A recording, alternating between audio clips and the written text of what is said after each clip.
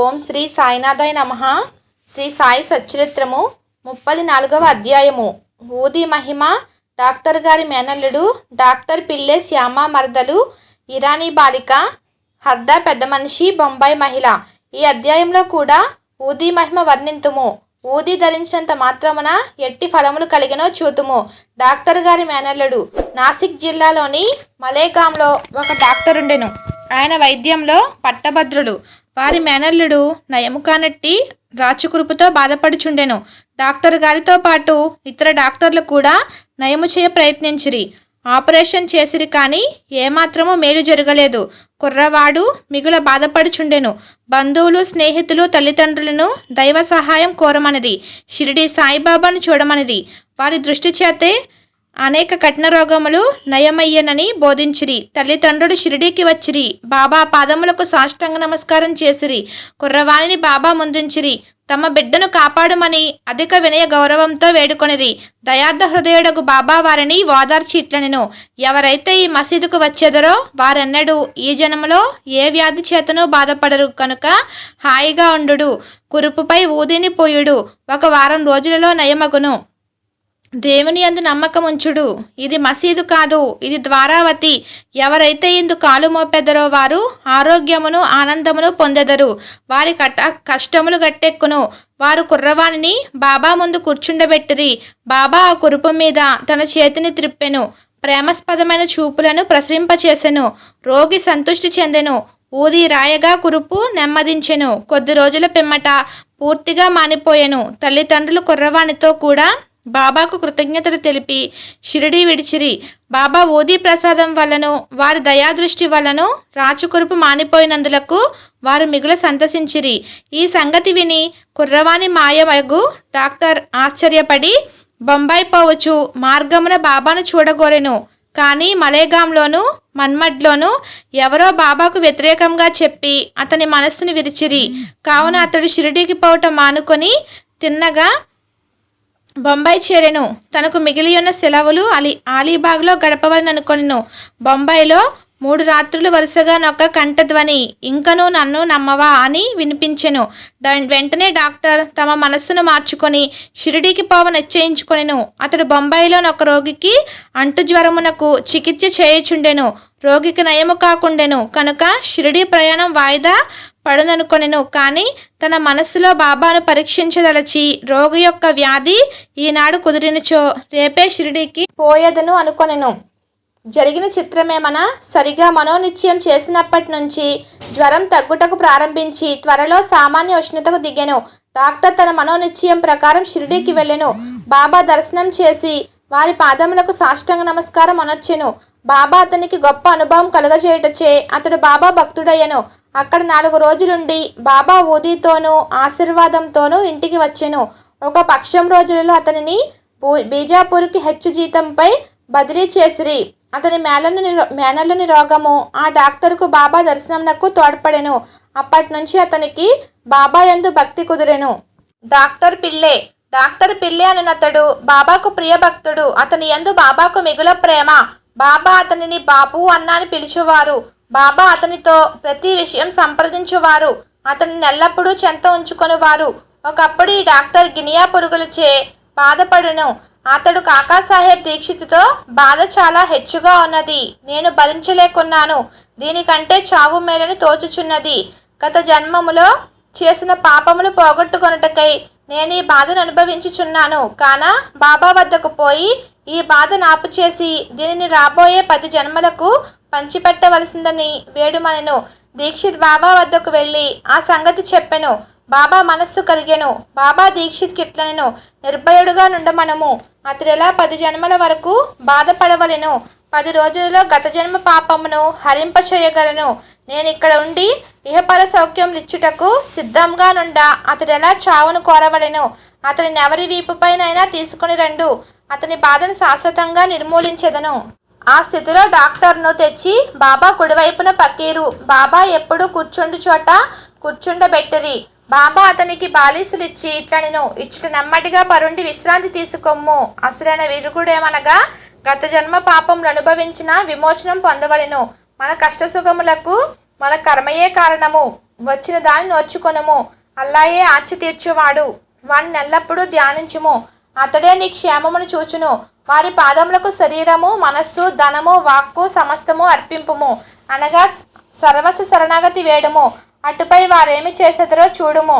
నానాసాహెబ్ కట్టుకట్టుననియు కానీ గుణమివ్వలేదనియు డాక్టర్ పిళ్ళే చెప్పెను.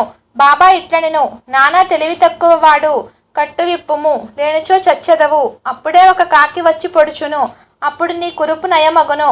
ఈ సంభాషణ జరుగుచుండగా అబ్దుల్ వచ్చి మసీదు శుభ్రం చేసి దీపములు బాగు చేయుచుండగా అతని కాలు సరిగా పిల్లే కురుపు మీద హఠాత్తుగా పడెను. కాలు వాచి ఉండెను. దానిపై అబ్దుల్ కాలు పడగానే అందులో నుండి 7 పురుగులు నొక్కబడి బయటపడెను. బాధ భరింపరానిదిగా ఉండెను. డాక్టర్ పిల్లే బిగ్గరగా ఏడవసాగెను. కొంతసేపటికి నెమ్మదించెను. అతనికి ఏడుపు, నవ్వు ఒకటి తర్వాత ఇంకొకటి వచ్చిచుండెను. బాబా ఇట్లనెను, చూడుడు, మన అన్న జబ్బు కుదురు నవ్వుచున్నాడు. పిల్లే కాకి ఎప్పుడు వచ్చుననెను. బాబా ఇట్లు జవాబు ఇచ్చెను, నీవు కాకిని చూడలేదా? అది తిరిగి రాదు. అబ్దులే ఆ కాకి. ఇప్పుడు నీవు పోయి వాడాలో విశ్రాంతి గుణము. నీవు త్వరలో బాగయ్యేదవు. ఊది పూయట వలన, దానిని తినుట వలన ఏ చికిత్స పొందకయే, ఔషధమును పుచ్చుకొనకయే వ్యాధి పూర్తిగా 10 రోజుల్లో బాబా చెప్పిన ప్రకారంగా మానిపోయెను. శ్యామ మరదలు. శ్యామ తమ్ముడు బాపూజీ సాపుల్ విహార్ దగ్గర నుండివాడు. ఒకనాడు అతని భార్యకు ప్లేగు తగిలెను. ఆమెకు తీవ్రమైన జ్వరం వచ్చెను. చంకలో 2 బొబ్బలు లేచెను. బాబాజీ శ్యామ వద్దకు పరిగెత్తి వచ్చి సహాయపడమనెను. శ్యామ భయపడెను. కానీ యథాప్రకారము బాబా వద్దకు వెళ్ళెను. సాష్టాంగ నమస్కారం చేసి వారి సహాయం కోరెను. వ్యాధిని బాగు చేయమని ప్రార్థించెను. తన తమ్ముని ఇంటికి పోవుటకు అనుజ్ఞ ఇమ్మనెను. ఇట్లు బాబా ఇట్లనెను, ఈ రాత్రి సమయమందు వెళ్ళవద్దు. ఊది పంపుము. జ్వరము గాని బొబ్బలను గాని లక్ష్య పెట్టనవసరం లేదు. మన తండ్రియును యజమానియు ఆ దైవమే. ఆమె వ్యాధి సులభంగా నయమగును. ఇప్పుడు వెళ్ళవద్దు. రేపటి ఉదయం వెళ్ళము. వెంటనే తిరిగి రమ్ము. శ్యామకు బాబా ఊదియందు సంపూర్ణ విశ్వాసం ఉండెను. బాపాజీ ద్వారా దాన్ని పంపెను. బొబ్బలపై దాన్ని పూసి కొంత నీళ్ళలో కలిపి త్రాగించిరి. దానిని తీసుకున్న వెంటనే బాగా చెమట పట్టెను. జ్వరం తగ్గెను. రోగికి మంచి నిద్ర పట్టెను. మరుసటి ఉదయమంతయు తన భార్యకు నయమగుట చూచి బాపాజీ ఆశ్చర్యపడెను. జ్వరం పోయెను. బొబ్బలు మానెను. మరుసటి ఉదయం శ్యామ బాబాయ్ ఆజ్ఞ ప్రకారం వెళ్ళగా ఆమె పొయ్యి దగ్గర తేనీరు తయారు చేయుచుండుట చూచి ఆశ్చర్యపడెను. తమ్ముని అడుగగా బాబా ఊది 1 రాత్రిలోనే ఆ బొబ్బలను బాగు చేసినను. అప్పుడు ఉదయము వెళ్ళు, త్వరగా రమ్ము అను బాబా మాటలు భావం శ్యామ తెలుసుకొనగలిగెను. టీ తీసుకుని శ్యామ తిరిగి వచ్చెను. బాబాకు నమస్కరించి ఇట్లనెను, దేవా, ఏమి నీ ఆట? మొట్టమొదటి తుఫాన్ లేపి మాకు అశాంతి కలుగజేసెదవు. తిరిగి దాన్ని శాంతింపచేసి మాకు నెమ్మది ప్రసాదింతువు. బాబా ఇట్లు జవాబిచ్చెను, కర్మ యొక్క మార్గము విచిత్రమైనది. నేనేమీ చేయకున్నను నన్నే సర్వమునకు కారణభూతునిగా ఎంచెదరు. అది అదృష్టమును బట్టి వచ్చును. నేను సాక్షిభూతులను మాత్రమే. చేయువాడు ప్రేరేపించువాడు దేవుడే. వారు మిక్కిలి దయార్థ హృదయులు. నేను భగవంతుడును కాను, ప్రభువును కాను. నేను వారి నమ్మకమైన బంటును. వారిని ఎల్లప్పుడూ జ్ఞాపకం చేయుచుందును. ఎవరైతే తమ అహంకారమును ప్రక్కన త్రోసి భగవంతుని నమస్కరించును, ఎవరు వానిని పూర్తిగా నమ్మెదరో వారి బంధములూడి మోక్షమును పొందెదరు. ఇరానీ బాలిక. ఇక ఇరానీ వాని అనుభవం చదువుడు. అతని కుమార్తెకు ప్రతి గంటకు మూర్ఛ వచ్చుచుండెను. మూర్ఛ రాగానే ఆమె మాట్లాడలేకుండెను. కాళ్ళు చేతులు మడుచుకుని స్పృహ తప్పి పడిపోవచుండెను. ఏ మందులు ఆమెకు నయం చేయలేదు. ఒక స్నేహితుడు బాబా ఊదీని ఉపయోగించమనెను.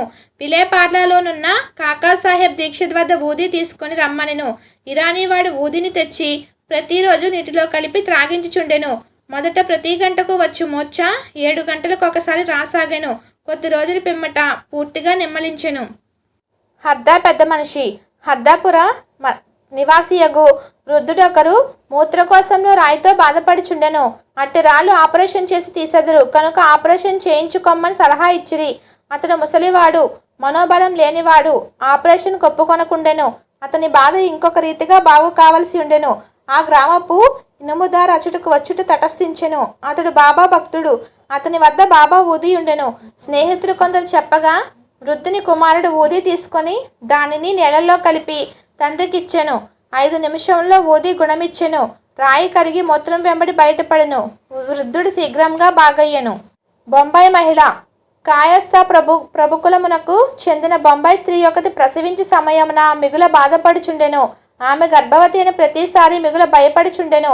ఆమెకేమయో తోచకుండెను. బాబా భక్తుడు కళ్యాణ వాసుడగు శ్రీరామ మారుతి ఆమె ప్రసవించుటనికి షిరిడీకి తీసుకుని పొమ్మని సలహా ఇచ్చెను. ఆమె గర్భవతి కాగా భార్యాభర్తలు షిరిడీకి వచ్చిరి. కొన్ని మాసములక్కడ ఉండిరి. బాబాను పూజించిరి. వారి సాంగత్యం వలన సంపూర్ణ ఫలం పొందిరి. కొన్నాళ్లకు ప్రసవ వేళ వచ్చెను. మామూలుగానే యోనిలో అడ్డు కనిపించెను. ఆమె మిగుల బాధపడెను. ఏమి చేయుటకు తోచకుండెను. బాబాను ధ్యానించెను. ఇరుగు పొరుగు వారు వచ్చి బాబా ఓదుని నీళ్ళలో కలిపి ఇచ్చిరి. 5 నిమిషంలో నా స్త్రీ సురక్షితంగా ఎట్టి కష్టమూ లేక ప్రసవించెను. దురదృష్టం కొలది చనిపోయిన బిడ్డ పుట్టయుండెను. కానీ తల్లి ఆందోళన బాధ తప్పెను. బాబాకు నమస్కరించి వారిని ఎల్లకాలము జ్ఞప్తి అందించుకునిది. 34వ అధ్యాయం సంపూర్ణము. సద్గురు శ్రీ సాయినాథర్పణమస్తు. శుభం భవతు.